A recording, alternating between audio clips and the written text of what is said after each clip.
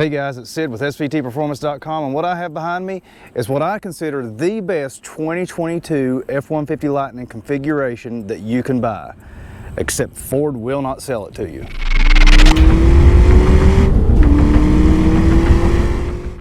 So what makes this configuration of F-150 Lightning so special?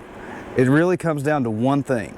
This is a Pro model, but it has the extended range battery and of course the bigger motors that come along with it. And Ford will not let you option this at the dealer. However, it is available to fleet customers. So this thing is configured like a school district or a fire department, police station, something like they would order. You know, utility, they could get those because they're going to buy 50 of these things.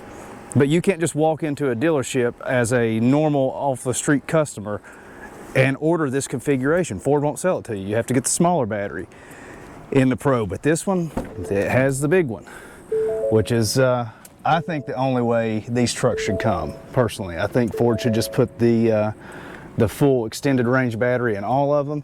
And personally, I really like this Pro model. I like the vinyl floor. I like the vinyl seats. I even like, you know, the door panel is kind of plasticky, but it's a work truck and it makes sense. You want to keep it clean. And I really like this milling, the texture they have on the door panel. Instead of trying to make it look like, you know, the old rhino skin stuff, they gave it sort of a machined texture, and I think that's pretty cool. It's better than just trying to mimic like leather or something like that. Just make it something unique. I'm still not a huge fan of this fake stitching on the padded dash, but whatever, I can get over that. It does look pretty good for it being basically an XL truck. I also like the American flag touches, stuff you've seen in regular F-150s. I am not a fan of the just vinyl steering wheel, but then again, it's work truck and you're gonna have greasy, grimy hands. Makes sense, you can keep it clean.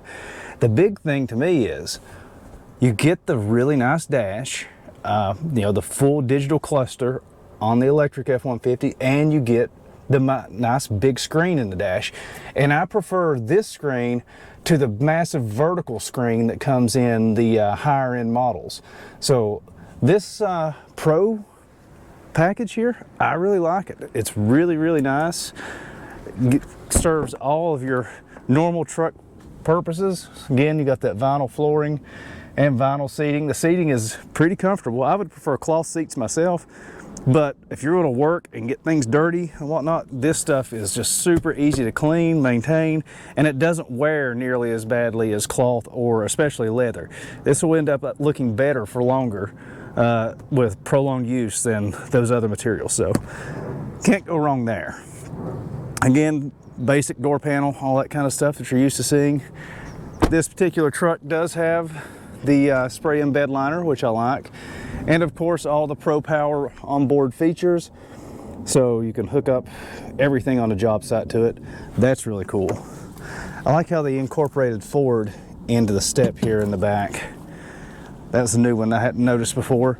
And I like the blue color on the truck, matches the blue highlighting on the Lightning badge, and then of course also matches on this one. And I really like this badge. I think that's one of the better badges that Ford's come up with over the last few years. Tail lights look pretty good. It's not too bad at all. Got 18-inch wheels, Michelin tires. Very nice truck. And of course, like all of your Lightnings, you have the mega power frunk, which is pretty cool. You can put a ton of stuff in here. Holds a lot of weight. You can fill this full of ice and your favorite cold beverages. It says this thing can hold 400 pounds, so pretty cool. And of course, all the charging. You guys have seen all this on all the other YouTube reviews that are out there on these things. I want to give you my perspective on it. And my perspective is not going to be that, hey, it's an electric truck. It's going to be that it's an F-150. That's how I'm going to look at this thing. So let's go for a ride. I'll give you my opinion on it. All right, we're here behind the wheel. So let's take this thing for a spin. I've got it in sport mode for no apparent reason. I'm not a huge fan of the way sport mode works with the regenerative braking on this. I actually prefer normal mode, but still, this is not bad. And we are in a little bit of sand here, and this is where you're going to notice the weight of this thing. It is, you can tell it's heavy when you drive this truck. You're talking about 7,200 pounds here, so she's got some heft to her. That being said, how would I have to rate this? I would say, and this is going to hurt a lot of people's feelings, this is probably the best driving F-150 model out there. The only caveat might be Gen 3 Raptor is right up there with it. But it depends on what you like better. If you like performance, like straight line performance and acceleration, this thing murders a Gen 3 Raptor. And it should. You're talking over 700 pound-feet of torque, 580 horsepower, and the torque curve is available from 0 RPM up. I mean, it's just linear, it's tabletop flat. So in a straight line, this thing is ridiculous. Even just driving around town and everything, it's just, the throttle is better in this than any new Ford that I know. That's one of the crazy things about this truck, is you can tell that Ford spent a lot of time and a lot of money on this because they really wanted to make something special. And in my opinion, they did. Like, this is very, very well executed. And I know there's a lot of electric haters out there. You just need to go ahead and put that out of your mind and just enjoy this for what it is. So let me show you here. Just come to a stop.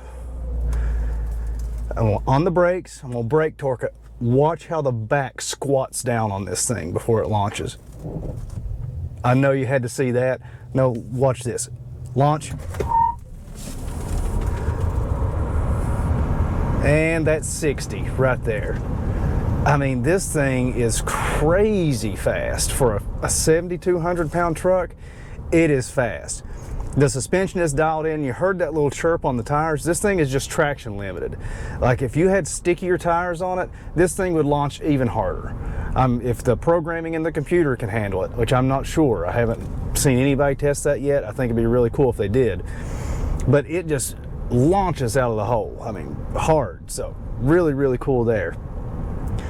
And on top of that, with that independent rear suspension, it rides really good. Handles well. I mean, this chassis is very well sorted out. Ford did their homework, and it shows on this truck. That being said, I know there's going to be a ton of electric haters out there that's like, oh, give me my Coyote powered F-150. This thing will absolutely murder a Coyote F-150. Unless you have a blower strapped to it, this thing's faster. It just is. Does that mean it's going to be able to fill every role with your gasoline powered F-150 would? No, it's just not. So you're not going to hook a 7,000 pound trailer up to this thing and expect to be able to use it like you would a gas motor F-150. It's just not. It's not how it's made to work. You can very conceivably use it to tow, a small trailer around town, things like that. But if you're going much beyond 100 miles with anything that has any significant wind resistance to it, this may not be the vehicle for you. However, every other trucky aspect of this, it works. You can put a lot of stuff in the bed. I took it to Lowe's and got a bunch of soil and everything. I used the onboard scale. I thought that was really cool. It tells you how much weight you have in the vehicle and how much more you have to go before you meet your maximum payload. That was really cool. It is four-wheel drive, dual motor, front and rear, and you can lock the rear axle, from lack of a better word. And there's just a lot going on underneath this thing that's way different than a regular F-150. In fact, let's just go ahead and snap to a view of underneath the truck.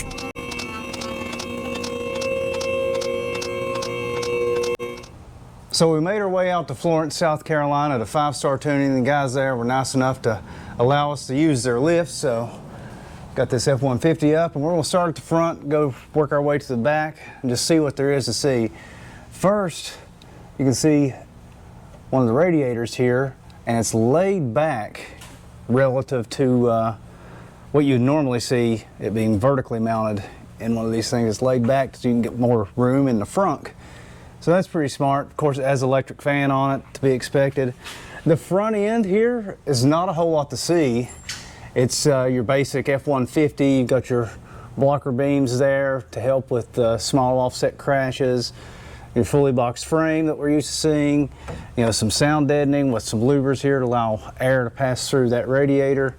You do have a speaker here. I believe there's one on the other side too. No, it's just this one. And that's for all your beeping noises you hear when you open the frunk and all that kind of stuff. Suspension wise, you're looking pretty much just standard F-150. You got your stamped and welded lower control arm, your forged knuckle, forged aluminum knuckle, which is really nice. 2 piston brakes. Got your steering rack here. This thing actually has the best steering of any F-150 that I've driven. It's really, really nice. Of course, your coilover, like I said, basic F-150 that we've seen on all the 21 and ups. This is where it starts to get a little different. You can see you got your front drive module here, electric motor, drive module, everything. Mounted with a lot of stuff just going vertical here. All mounted into the frame with these kind of mounts here. So it's rubber isolated in this extruded aluminum bracket. And the big thing that's going to be the takeaway under here is just look how everything is essentially armor plated. This thing looks bomb proof underneath. I mean, Ford obviously wanted to protect all of these very expensive electrical components, and it shows starting right here. You got a nice skid plate mounted to the front to protect this front drive module. Then we've got another one covering this gap where the front of the battery is. And you can see you got your electrical connections going into the battery, some of the coolant lines going in, and there's a lot of junk packed up in here. The name of the game is keeping this battery happy. And to do that, it's got to be sort of climate controlled. So depending on what the external temperatures are, the battery is either going to have to be heated or cooled. So that's what all of these coolant lines are. Lines, there's a pump, there's several pumps. And over here, you can see one of the super manifolds that basically directs all your water flow, coolant flow into the battery. And then again, more electrical connections here. This is the front of your battery, of course. And you can see this side piece here is extruded aluminum. Then it's got an aluminum lower cover all welded together. The top panel is actually removable. I'll show you that here shortly. But going back, more of that standard F-150 fully boxed frame we're used to. Of course, the Lightning has a unique frame, but again, you got the kickoffs here for safety. And then the first thing that's really noticeable, and you can sort of see this from the side profile if you're looking underneath the truck from the side, is the mounts for the battery. So the battery is basically held vertically into the frame with these 8 bolts, and these things are enormous. But then again, this battery is right at a ton or so of weight. And then you have these little plastic fairings to help with cut wind from underneath of the vehicle. Cut wind, get it?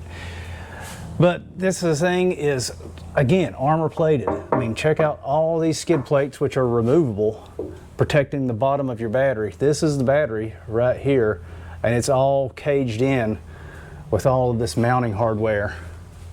Super, super heavy duty stuff. I mean, this thing, I've been told the weight distribution is basically 50-50 front and rear on one of these, and I believe it, and it's definitely going to have a low center of gravity because all of this weight is suspended right in the frame. So super heavy stuff. Again, like I said, there's 8 bolts holding this battery up, and then we get to the back and you got the thickest skid plate I've ever seen Ford put on any production vehicle. This thing, I mean, it's thicker than a Raptor skid plate, and this is covering your rear power unit. Of course, you've got the independent rear suspension that makes the Lightning really unique, and honestly, I think this is probably one of the best features. This contributes to it having the best ride of any new F-150 out there. This suspension is very, very nice, and again, super, super heavy duty hardware all the way around. I mean, check out that bolt connecting the rear shock and spring in. Huge. Same thing up there. Another enormous bolt for this cast aluminum lower control arm. And again, just you can see the back of the battery, and here's what I was talking about, how this panel that's on top of the battery is made to come off. You've got hardware all the way around it, and that's so you can get in and service the battery. If a single module inside of it failed, it can actually be replaced. You don't have to replace the entire battery. And you can see that extruded aluminum construction of the battery shell itself. So pretty neat, pretty heavy duty stuff.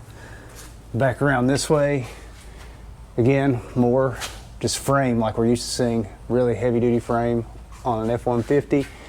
See how the hitch is integrated into the frame here. Pretty nice, all really heavy duty hardware. Got all your Pro Power Connect connections up here for your Pro Power on board. It goes into the back of the bed there. And then check out this suspension. Again, really heavy duty, which you would expect because this thing is very heavy. This truck weighs, I think, 7,200 pounds, so pretty beefy. And the hardware is evidence of why it's like that.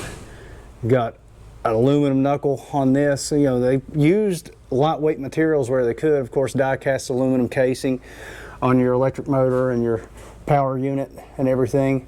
This is a nice die-cast piece for your rubber isolator in to mount this thing to the frame. Very heavy-duty CV shafts. Just, it's an overall very heavy built truck with lots of protection. They obviously don't want any of these components damaged by you being off-road or just doing normal truck stuff. One of the things that is sort of odd, but it's sort of to be expected. If I can get the camera up in here, look at that. You got a little oil filter. Couldn't find the one on the front, but I did find the one on the rear here. These things, the drive units actually use Myrtle ULV ATF, so they are serviceable. I guess, I don't know what the interval is, but occasionally you're going to have to change the transmission fluid in your electric motor. And it does have an oil filter to change, so not completely maintenance free, but still probably not going to have to change them quite as often as you would, say, the oil on an EcoBoost. Got your electrical connections going in the top of the motor there, and it's just a lot of stuff packed in here. Can't really see that much underneath just because of all this heavy skid plating, but they obviously wanted to protect all this. I mean, and you can see each of these are individually replaceable. There's nothing really to access under here. I'm not sure if they thought, you know, guys were going to damage these and they would need replaced, but they did give you access even though there's not really anything hiding there. And again, it's just skid plated all to hell in here, which is great. Really heavy duty stuff. But that's pretty much it, guys. I mean, there's not a ton to see from underneath the vehicle. Then running down each side, you do have some electrical connections, things like that. But this thing is very heavily built. Ford obviously wanted to make sure this thing could actually do F-150 truck stuff. So, I mean, check out the size of that front CV shaft. Should be able to put down quite a bit of power, and as we've seen driving this thing around, really it's traction limited as far as getting the power down. It can be a lot faster with a lot stickier tire. So who knows, maybe they'll make a performance version of this in the future that really carries on the SVT Lightning name. That would be nice. And I'd like to see them have a little bit more configurations as far as cab and bed choices. I would like to see an extended cab 6.5 foot bed. That's sort of my favorite body style on these F-150s. But underneath it, it's pretty much all the components you'd expect to see on any electric vehicle. And you know, sound deadening, die-cast aluminum pieces, heavy duty stuff, made to work. So that's pretty much the tour of underneath the 2022 F-150 Lightning. But as you can see, there's a lot of differences under this truck than you would see on a normal F-150. And you can feel that all the way around. Your front suspension is basically the same, but that rear suspension really works well on this truck.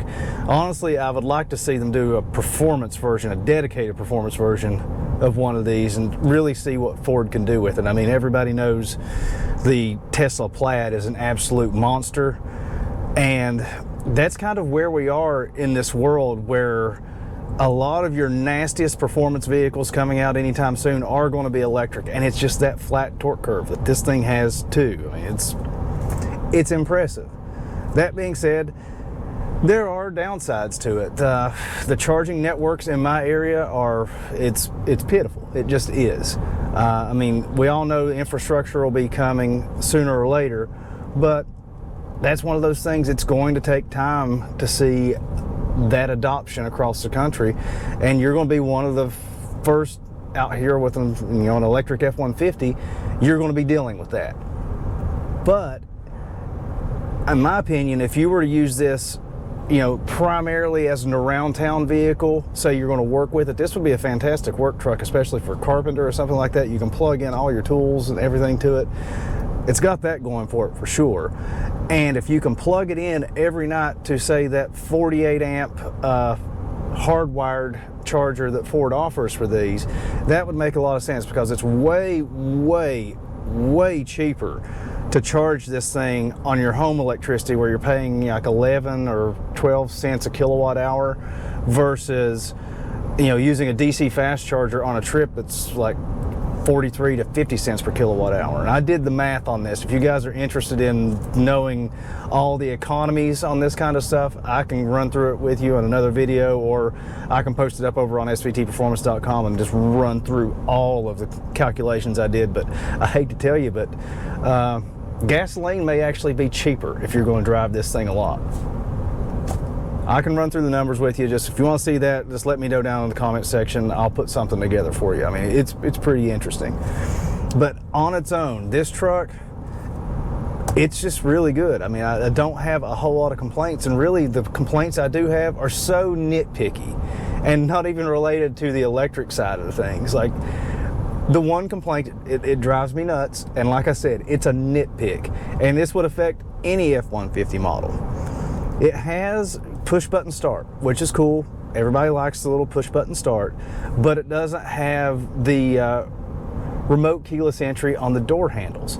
So you have to pull your key fob out of your pocket and click it open, and then put it back in your pocket and press the button. And to me, that's an unnatural sensation, where I'm used to S550 Mustangs, things like that, Broncos, just grab the door handle and she unlocks. You never have to touch your keys. You can just stay in your pocket the entire time. Not so with this. Personally, I would rather it just have a standard key, just shove in the ignition and go. But like I said, if that's the biggest complaint, what is there really to complain about on this thing? There's not a lot. The range is solid. You're looking 320 miles or so on this extended range battery pack, which in my opinion, Ford should make it the standard. There should only be one range, in my opinion. It should just be the big one, and they should just up the price, and that's what everybody pays. Might even be able to get some economies of scale out of it. But getting that smaller battery pack, you feel like you're just getting a consolation prize, and I'm not a huge fan of that. I'd rather just get the best and go with it, even if it costs a little bit more, make it standard. That being said, this truck priced out, and it's pretty basic as far as the options that are on it. We're looking at a Pro model with the extended range battery, which is a $10,000 option on this, which to me, well worth it. If you're going to get it, one of these, get the extended range battery. And it's got a few other options like the spray and bed liner, Pro Power on board, all that stuff, and like max tow package, things like that. It's stickered out at $56,000. But for something as comfortable as this, with all of the creature comforts, has Apple CarPlay, navigation, all that kind of stuff, to me that's not terrible. And the navigation is really nice. You'll see that here in a second, because hey, you know what, let's show you what it's like to have to charge this thing on a trip. So this is kind of a new experience, fueling up here at the Electrify America station in Florence, South Carolina. And this to me is sort of the downfall at least for my personal use of an electric vehicle. This is the closest DC fast charger to my home. I live in Myrtle Beach, South Carolina. This is 70 miles away from my house. So this is kind of a bit out of the way.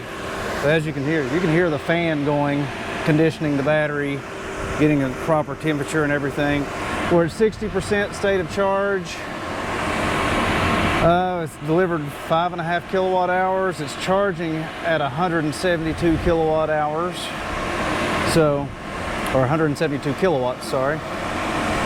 And we started out at 56%, so picked up about 4%. It's charged me $1.72 so far, and we're at 43 cents per kilowatt hour pre-tax. I'm not sure what the tax is on this, but it is slamming some charge in this thing. This is the other downfall, at least on F-150s. Let's say you were towing with this thing, all your chargers are set up to head in, and basically, if you're towing a trailer, your plug's on the other side, you're going to have to hope that you can get in here long ways and block basically every charger to get a charge on this if you're on a trip with a trailer. And if you're towing with one of these things, you better get used to this look, because you're going to be seeing a lot of these chargers. This thing definitely goes through some battery life when you're towing with it. But for just around town and making trips to the grocery store, things like that, you probably wouldn't even be at one of these chargers, because you can just charge it at your own home station. To me, that's the best use. On a trip, it's pretty cool because the navigation system has all these stations built into it. It self-updates. It'll tell you where you need to go to charge, but it's not always along the most optimum route mileage-wise, so you're going to be dealing with that. It's just a compromise you're dealing with newer technology. These chargers are not just everywhere available like gas stations are. I mean, it is what it is. There's some slower speed chargers that's more available, but if you're on a trip, you don't want to have to plug in for 13 hours to get where you're going. So you're going to definitely need a DC fast charger. And these are, they're more spread out than what would be optimum, but as you can see, it's throwing a charge in, still going at 148 kilowatts. This thing can go up to 350 kilowatts. So if you were at a lower state of charge on the battery, it would probably be slamming a lot more juice in than it is now. But you can see it's not free, but it is pretty simple. Just swipe your credit card just like you would a fuel pump, and throws the juice in the battery. Not too bad. You can plan your route and it will send you the most efficient way as far as charging and getting you there on time and everything. But that is just something you'll have to plan on doing with this. Is either you're going to have to know where all the chargers are and how far you can go between them, or you're going to have to trust the technology to say, hey, it's 180 miles from this charger to that charger. I need to charge it up to 78%, and then I can go the rest of the way on the trip. It works all that out for you. So that's pretty cool. You can see right now we're fast charging. It says we'll be at 90% at about 5:30, and it's 5:04 now. So that's not bad. I'll probably just go ahead and let it charge on up to 90% because at home I can only use a 15 amp drop cord, and that charges a range of like 3 miles an hour, which is pretty pitiful. So we'll go ahead and give it all she can get here on this DC fast charger, and then head on back to the beach. But it is neat the way they integrate all the charging locations into your nav screen, and it's updated as soon as Electrify America or anybody in Ford's network adds more chargers, it gets updated. So the over-the-air updates are pretty cool, and it's just kind of where we are. It's early technology, and as it matures more, I'm sure more solutions will be had as far as if you were towing a small camper or something like that. You don't have to have it hanging out in the back here. But not too bad. But the other thing is, you got to keep in mind, it is not free to hook up to this. You're going to pay not a super huge amount, you know, $12.50 right now, and we put 30 kilowatts in. That's not bad, but we are going to be looking to kill around 45 minutes to get us from 56% to 90% on the battery. So I'm not sure how temperature or different chargers would that react. This is my first time at a charging station, and that's basically what you guys are seeing. So hope this was informative. Well, been here for 46 minutes, gone from 56% to 90%. It's cost me about 20 bucks, and that's about all I want to deal with it. So go ahead and hit stop, and there we go. So as you can see, you know, if you're on a trip, you have to stop and charge. A little bit of a headache, and there's definitely some growing pains on that infrastructure that needs to be dealt with. But the navigation system will take you right to your DC fast charger, and it's all built in, integrated in this, even in the basic Pro model, which I think is great.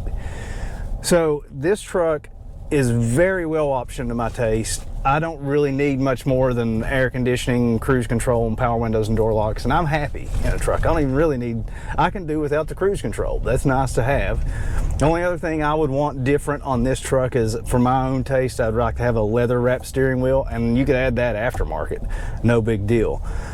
But I would definitely be trying to make some contacts with a fleet purchaser to have them order me one of these. This is the way I would get it, and hopefully Ford will just start offering it this way. And in my opinion, if they do, I think they'll sell a ton more of these Pro models, which is probably why they don't. They would rather you buy a more expensive XLT or Lariat or just a higher end model.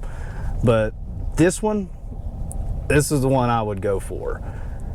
Now, speaking of price, like I said, this thing stickered out at $56,000, but that was before Ford announced their $8,000 price increase a week ago.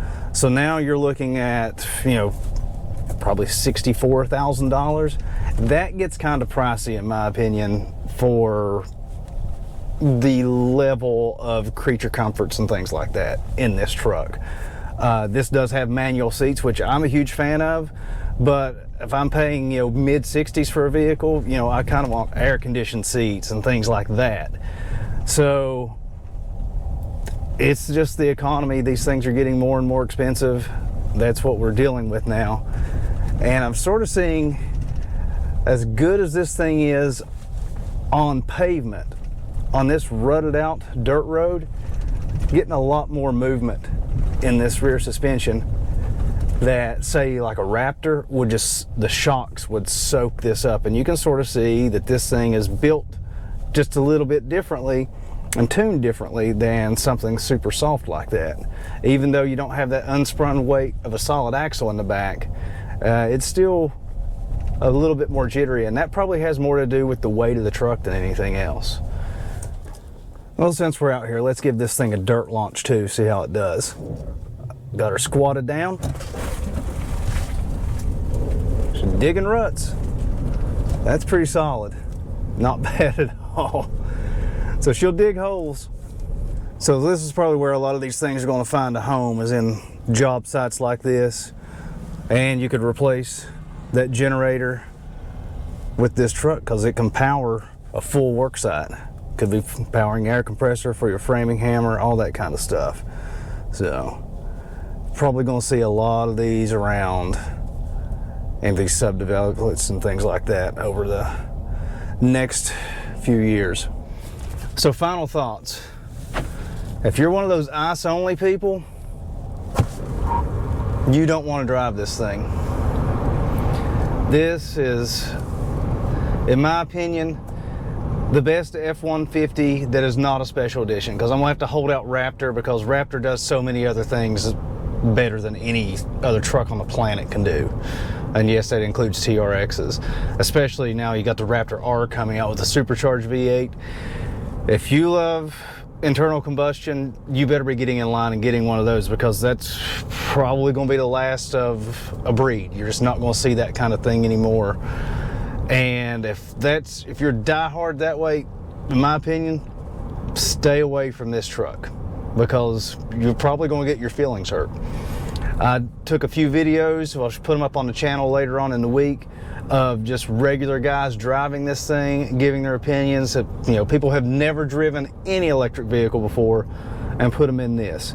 And the best thing I can possibly say about this truck, and it's something that everybody else noted, it's an F-150. You can get out of the F-150 you're driving right now, get into this, and you can just lose yourself in it. You will not even think that it's electric. It rides and drives and handles like the best driving F-150 you've been in.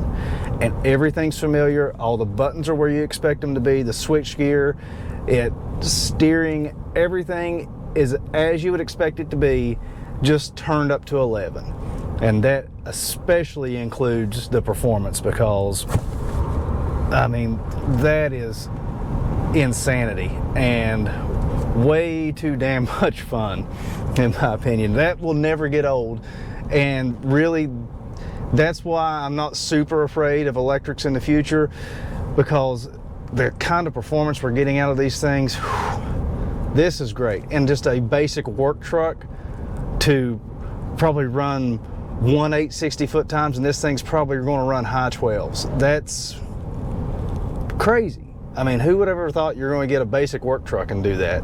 But this thing does it with all your creature comforts you'd expect from your F-150. A little bit on the expensive side, but you know what isn't these days?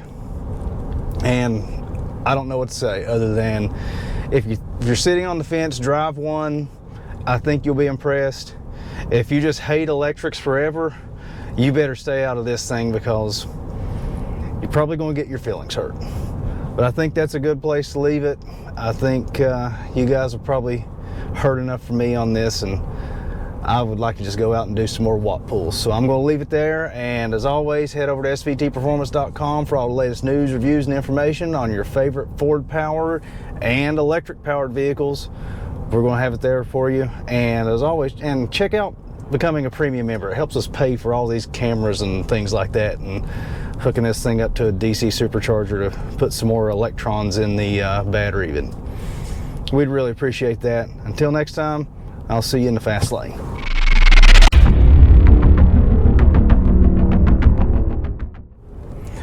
All right, guys, let's give her a little 0 to 60 romp here with the traction control turned off.